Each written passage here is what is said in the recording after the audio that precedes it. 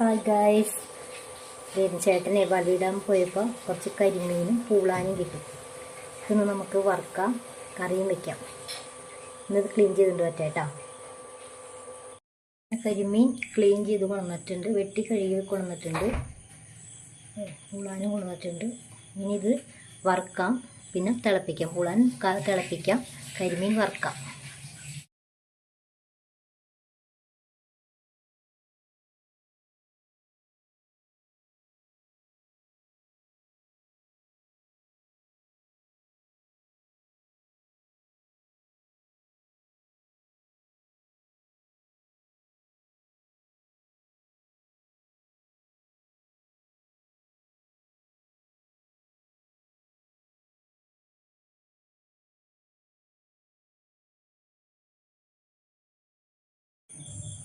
അങ്ങനെ കരിമീൻ വറുത്തത് റെഡി ആയിട്ടുണ്ട്.